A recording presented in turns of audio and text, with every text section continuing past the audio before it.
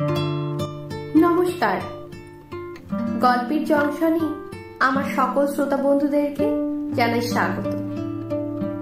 গল্পের জংশনের আজকের নিবেদন শরদিন্দু বন্দ্যোপাধ্যায়ের লেখা করুণাময়ী। তাহলে গল্পটি শুরু করা যাক। সাতখানা গ্রামের মধ্যে একমাত্র বিচক্ষণ ডাক্তার বিধুশেখর বাবু। সন্ধ্যাবেলা তাহার ডাক্তারখানায় পাকা বারান্দায় তাকিয়ায় ঠেস দিয়া বসিয়া বিমর্ষ ভাবে তামাক টানিতেছিলেন। তাহার ক্ষীণকায় কম্পাউন্ডারটি দোরগোড়ায় বসিয়াছিল। ডাক্তারখানার ক্ষুদ্র ঘর ও তৎসংলগ্ন বারান্দাটি পাকা হইলেও ডাক্তারবাবুর বসত বাটি এখনো মাঠ কোঠা ও কুশের চালি রহিয়া গিয়াছিল। 25 বছর অপ্রতিদ্বন্দ্বী ভাবে প্র্যাকটিস করিয়া তিনি এমন অর্থ সঞ্চয় করিতে পারেন নাই যাহার দ্বারা নিজের মাথার উপর ঘরের পরিবর্তে ইট কাঠের ছাদ তুলিতে পারে। শুধু ওষুধপত্র নষ্ট হইয়া যায় বলিয়া বহু কষ্টে 30,000 ইটের একখানা পাজা পুড়াইয়া এই ডাক্তারখানাটি পাকা করিয়া লইয়াছিলেন। ইহাতেও গায়ের লোকের চোখ টাটাইয়াছিল এবং বিদু ডাক্তার যে কেবলমাত্র গরিব ঠকাইয়াই নিজে দুটি কোঠা তুলিয়াছে, এই প্রসঙ্গটা সন্ধ্যা সমাগমে অনেক চণ্ডী মণ্ডপে গ্রামের বয়সবৃদ্ধ ব্রাহ্মণ কায়স্থদের মধ্যে আলোচিত হইত। বিধুবাবু সেসব ভ্রুক্ষেপ করিতেন না। আজীবন এখনো সংস্থানহীন ও ততোধিক কৃপণ চাষাভূষার নারী টিপিয়া তাহার প্রাণটি কাঁচায় রইয়া গিয়াছিল। তাই পাকা বাড়িতে বাস করিবার সম্ভাবনাটাও তাহার দূর হইতে আরো সদূর হইয়া পড়িয়াছিল। ততদূর বয়োবৃদ্ধ হইয়া উঠিতে পারে নাই বলিয়ায় বোধহয় আমি বিধুবাবুকে আন্তরিক শ্রদ্ধা করিতাম।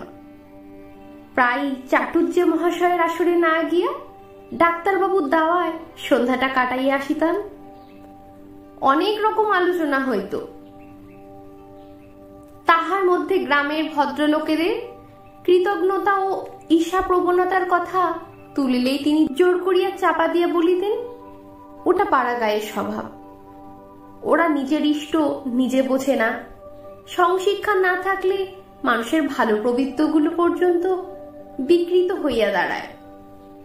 আমি তো জানি কাউকে ঠকাচ্ছি না, তা হইলেই হলো। সেদিন গিয়া মাদুরের উপর বসিয়াই বলিলাম, ছেলেটাকে বাঁচাতে পারলেন না ডাক্তারবাবু? ডাক্তারবাবু ক্ষণিকের জন্য তামাক টানিয়া বিরাম দিয়া বলিলেন, না, বাঁচল না। পেল্লাদ হলে হয়তো বাঁচাতে পারত। এই ছেলেটাকে বাঁচাইতে না পারার জন্য আমার মনের মধ্যেও যেন ডাক্তারের বিরুদ্ধে একটা অভিযোগ খাড়া হইয়াছিল। তাহা আমি একটু ঘুরাইয়া বলিলাম, গায়ের লোক কত কথায় না বলছে। তামাক বন্ধ করিয়া বিধুবাবু বলিলেন, কি বলছে গায়ের লোক?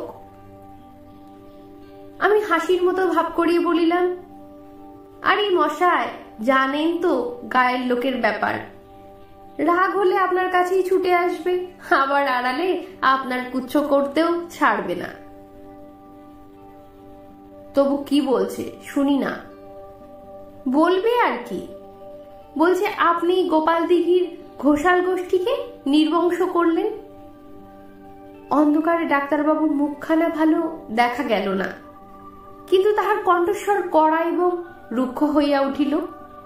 বলিলেন, কে বলছে এ কথা শুনি? আমি হাত জোর করিয়া বলিলাম, দোহাই ডাক্তারবাবু, ওইটি আপনার জেনে কাজ নেই। শেষে কি আমি মারা যাব? এমনিতেই গোয়েন্দা বলে আমার দুর্নাম আছে। বিধুবাবু কিছুক্ষণ নিস্তব্ধ থাকিয়া বলিলেন, আজকাল হাড়ু চাটুর্যের দাওয়ায় মজলিস বসছে না? তাড়াতাড়ি বললাম, আমি জানি না মশাই, কিন্তু নিস্তারিণী পিসির কি কপাল বলুন তো, বংশে বাতি দিতে কেউ রইল না। ওই একটা 6 বছরের নাতি টিটি করছিল, তাও গেল। এই পথে আসতে দেখলুম সদর দৌড়ে ঠেস দিয়ে বসে কাঁদছে। দূর থেকে পালিয়ে এলুম। বুড়ির কষ্ট আর চোখে দেখা যায় না। কতদিনে যে ভগবান ওকে টেনে নেবেন। ডাক্তারবাবু হঠাৎ একটা চাপা গর্জন করিয়া বলিলেন, নিস্তারিণী পিসি, ওই বুড়িকে জ্যান্ত পোড়ালে তবে আমার রাগ যায়। অবাক হইয়া কহিলাম, কি বলছেন আপনি? বিধুবাবু বললেন, ঠিক বলছি। সেকালে বিলেতে বুড়িদের ডাইনি বলে পোড়াতে শুনেছি। আমাদের দেশেও তুষানলের ব্যবস্থা ছিল। তেমনি করে তোমার ওই নিস্তারিণী পিসিকে দগ্ধে দগ্ধে মারা উচিত। সহসা বৃদ্ধা শোকাতুরা নিস্তারিণী পিসির উপর এতটা রাগের কারণ কি? কিছুই বুঝিতে পারিলাম না। বিধুবাবু পুনশ্চুপ কহিলেন, ঘোষাল গোষ্ঠীকে নির্বংশ আমি করিনি হে। ঘোষাল গোষ্ঠীকে বাঁচিয়ে রাখা শিবের অসাধ্য হয়ে উঠেছিল। 25 বছর ধরে এই ব্যাপার দেখছি। যতদিন ঘোষালদের একটা বংশধরও বেঁচে ছিল, ততদিন যেন আমার প্রাণে স্বস্তি ছিল না। আজ বিলকুল সাফ হয়ে গেছে, আমি নিশ্চিন্তি। আর তোমার নিস্তারিণী পিসির তো কথাই নেই, যাকে বলে একদম ঝাড়া হাত পা। তাই ব্যাপার কি ডাক্তারবাবু? গড়গড়া নলে দ্রুত কয়েকটা টান দিয়ে দিয়ে তিনি বললেন, তবে তোমাকেই বলি শোনো। একদিন বলিনি, হাজার হোক। একদিন নিবারণদায় আমাকে এখানে এনে বসিয়েছিলেন। তারপর তাহার অতি শীর্ণকায় কম্পাউন্ডারটিকে ডাকিয়ে বলিলেন, গুপি যাও, একবার দেখে এসো নিমাই হাজরার মেয়েটা কেমন আছে। খেন্তির মা যদি আসতে পারে সঙ্গে করে নিয়ে এসো, তার মুখে শুনে ওষুধ দেব। আর এক ছিলিম তামাক সেজে রেখে যেও। 25 বছর আগের কথা, যখন আমি মেডিকেল কলেজ থেকে বেরিয়ে এই গোপাল দিঘিতে প্র্যাকটিস করতে বসলুম, তখন নিবারণ ঘোষাল মশাই এখানকার সবচেয়ে বড় জমিদার এবং গ্রামের মাথা ছিলেন।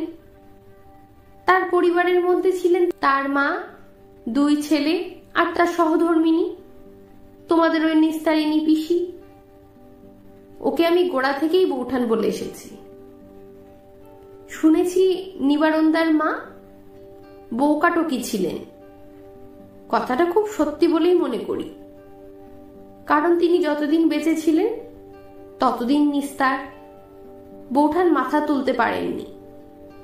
আজকালকার নব্যবধূদের ভালো লাগবে কিনা বলতে পারি না, কিন্তু নিবারণদার মা দজ্জাল বউ কাটকি ছিলেন বলেই বোধহয় ঘোষাল বংশটা সে পর্যন্ত টিকে ছিল।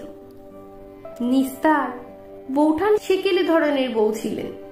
সধবা অবস্থায় কোনোদিনও আমার সামনে ঘোমটা না দিয়ে বার হননি। শিক্ষা দীক্ষাও তার সেকেলে ধরনের ছিল, লেখাপড়া জানতেন না, কিন্তু বধূ অবস্থাতেও তার দয়া দাক্ষিণ্যের সুখ্যাতি চারিদিকে ছড়িয়ে পড়েছিল। লোককে খাওয়াতে তিনি বড় ভালোবাসতেন, খাওয়াতে ভালোবাসতেন। কথাটা শুনতে কেমন লাগলো? বেশ নয়, যেন সাক্ষাৎ ভগবতী অন্নপূর্ণার প্রতিমূর্তি। কেমন? তাই বটে। যাক, আমি প্র্যাকটিস আরম্ভ করবার বছরখানেক পরে নিবারণদার মা অসুখে পড়লেন। বয়স অনেক হয়েছিল। তার উপর জরাতিসার, খুব সাবধানে চিকিৎসা করতে লাগলুম। বলতে গেলে নিবারণদার মায় আমার প্রথম বড় কেস। নিজের সুনামের জন্য প্রাণপণে তাকে বাঁচাবার চেষ্টা করতে লাগলুম। দুবেলা দেখতে যেতুম, ফি নিতাম না। ঘোষাল বাড়ি থেকে আজ পর্যন্ত 1 পয়সা বা ওষুধের দামও নিইনি। রুগীর পথ্য সম্বন্ধে খুব কড়াকড়ি আরম্ভ করলুম। যে করে হোক বুড়িকে বাঁচাতেই হবে। উৎপীড়িত বউ, অত্যাচারী শাশুড়ি কি অক্লান্ত সেবা করতে পারে তা নিস্তার বৌঠানকে না দেখলে বিশ্বাস করা কঠিন। রুগী ক্রমশ অল্পে অল্পে আরোগ্যের পথে এগোতে লাগলেন। যম তখন তার কালো মোষের উপর বসে লাশটি বাগিয়ে নিয়ে মৃদু মৃদু হাসছিলেন। যেদিন বেশ নিশ্চিন্ত হয়ে ভাবছি আর কোনো ভয় নেই, সেই দিনই নিবারণদার একটা চাকর হাঁপাতে হাঁপাতে এসে খবর দিলেন যে গিন্নিমা যাবো যাবো করছেন। এতক্ষণ বোধহয় শেষ হয়েই গেলেন। ডাক্তারবাবু শিগগির চলুন। শিগগিরই গেলাম। গিয়ে দেখি ভয়ানক অবস্থা, হাতে পায়ে খিল ধরেছে। এবং আর কথা শুনে কাজ নেই, বুঝতে বাকি রইল না যে এ যাত্রা ইনি সত্যিই চললেন। জিজ্ঞাসা করলুম, এ কি কোনো কুপথ্য খাওয়ানো হয়েছিল? নিবারণদা ঘাড় নেড়ে বললেন, আমার জানতে নয়, ইনি যদি খাইয়ে থাকেন বলতে পারি নে। নিস্তার বৌঠান মুখে আঁচল দিয়ে বসে কাঁদছিলেন। ফ্যাস ফ্যাস করে বললেন, ওগো, আমি কিছু খাওয়াইনি, তোমার পা ছুঁয়ে বলছি। বুড়ো মানুষ, কিছু কি খেতে পারতেন? কাল রাত্রিরে ওষুধ খাওয়ার পর মুখ বদলাবার জন্য একটু কাসুন্দি চাইলেন, কিচ্ছুটি খেতে পান না, তার উপর ওই তেতো ওষুধ, তাই। নিবারণদা বললেন, কাসুন্দি খাইয়েছ? ও, তবে আর কেন? বিধু, তুমি বাড়ি যাও, মিছে কতগুলো ওষুধ আর পরিশ্রম তোমার অপব্যয় হলো বলে বাইরে গিয়ে বসলেন। সেই রাত্রিতে পুরনো কাসুন্দিকেই শেষ পাথেয় করে নিয়ে নিবারণদার মা পরলোকের দীর্ঘ পথে রওনা হয়ে পড়লেন। তিনি যাবার পর নিস্তার বৌঠান বাড়ির গিন্নি হলেন। ব্যাস, আর কি, জমের রাজ্যে দুন্ধুবি বেজে উঠল। এবার নিবারণদার পালা। মা মারা যাবার পর পুরো 3টি বছর বেঁচে ছিলেন তিনি। অসাধারণ তার জীবন শক্তি ছিল। নিবারণদার কাল পূর্ণ হলে তার ফিস্টুলা হলো, যাকে আমাদের শাস্ত্রে বলে ফিস্টুলা ইন অ্যানো।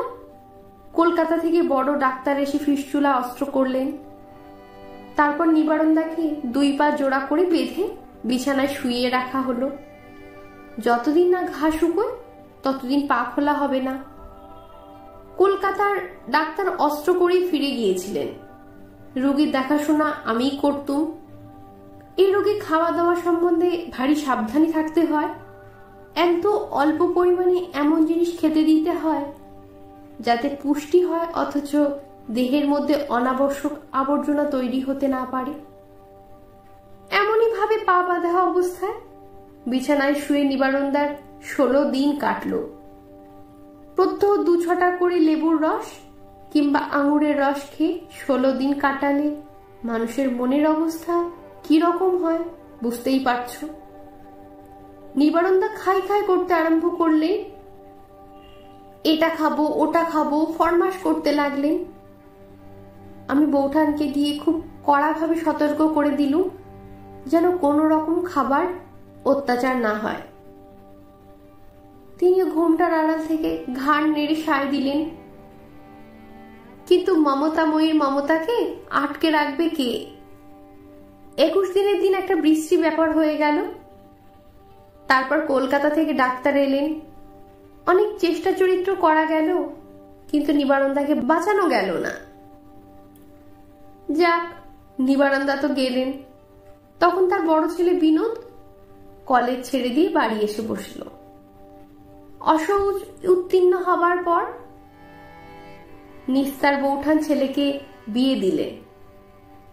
বিনোদের সব শুদ্ধ 3টে ছেলে হয়েছিল, কিন্তু 3 বছরের বেশি কেউ বাঁচল না।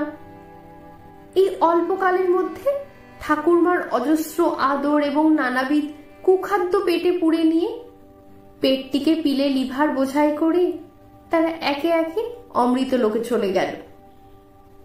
এখনো বোধহয় তারা অমৃত সরোবরের তীরে বসে সেই অমৃতের সাহায্যে ঠাকুমার দেওয়া অতি সুস্বাদু খাদ্য হজম করছে। তারপর বিনোদের বউ বেচারি কিছু দুর্বল প্রকৃতির ছিল। সে প্রথমে গেল। কলেরা হয়েছিল, এমন কিছু সাংঘাতিক নয়। শাড়িও প্রায় তুলেছিলাম, কিন্তু কলেরার উপর ফুটি তরমুজ বেচারি সহ্য করতে পারল না। বউকে চিতায় তুলে দিয়ে এসে বিনোদ পড়ল। প্রথমটা ঘুষঘুষে জ্বর, তারপর টাইফয়েড দেখা দিল। টাইফয়েড রোগে ওষুধ পিষুধ বড় কিছু নেই, ওয়াটার ইন ওয়াটার আউট, সেই চিকিৎসাই হতে লাগলো। খাবার ব্যবস্থা শুধু ছানার জল। বিনোদ ভারী দুর্বল হয়ে পড়ল। মার প্রাণে এ দুঃখ কতদিন সয়? শরীরে বল না পেলে ছেলে রোগের সঙ্গে জুঝবে কি করে? সুতরাং আমাকে লুকিয়ে ছানার জলের সঙ্গে দুধ মিশিয়ে খাওয়ানো চলতে লাগলো। গল্পটা ক্রমেই একঘেয়ে হয়ে পড়ছে না? আচ্ছা, সংক্ষেপে বলছি। বিনোদ যাবার পর তার ছোট ভাই ভূপতির পালা। ইতিমধ্যে তার বিয়ে থা হয়েছিল। ক্রমশ তারও ছেলেপুলে হতে লাগলো এবং যেতেও লাগলো। শেষে একটি মাত্র ছেলে। তারাও স্বামী স্ত্রীতে ভব সমুদ্রে পাড়ি দিল। রয়ে গেলেন শুধু তোমার নিস্তারিণী পিসি আর ঘোষাল বংশের এই শেষ পিতৃমটি। এই ছেলেটা একেবারে প্রহ্লাদ না হোক, দৈত্যকুলের সঙ্গে নিশ্চয়ই ওর ঘনিষ্ঠ সম্পর্ক ছিল, নইলে 6 বছর বয়স পর্যন্ত সে বেঁচে রইল কি করে? কিন্তু শেষ পর্যন্ত তাকে যেতেই হলো। আজ সকালবেলা ঘোষাল বংশের এই 25 বছর ব্যাপী ট্র্যাজেডির উপর জবনিকা পড়ে গেছে। শুনলে তো গল্প। এখন এর পরেও যদি বলো আমি ঘোষাল গোষ্ঠীকে নির্বংশ করেছি, তাহলে আমার আর কিছু বলবার নেই। রাত্রিতে বাড়ি ফিরবার পথে ঘোষাল বাড়ির পাশ দিয়ে গেলাম।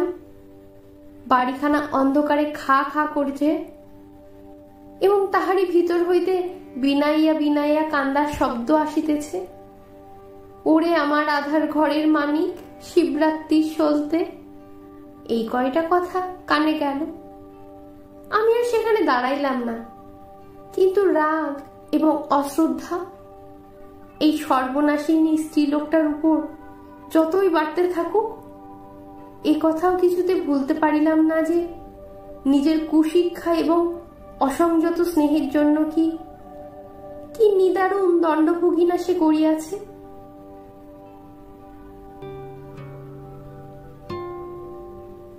আজকের গল্পটি এখানেই শেষ হল। আজকের গল্পটি যদি আপনাদের ভালো লেগে থাকে তাহলে প্লিজ আমার চ্যানেলটিকে লাইক, শেয়ার এন্ড সাবস্ক্রাইব করে দেবেন। ধন্যবাদ।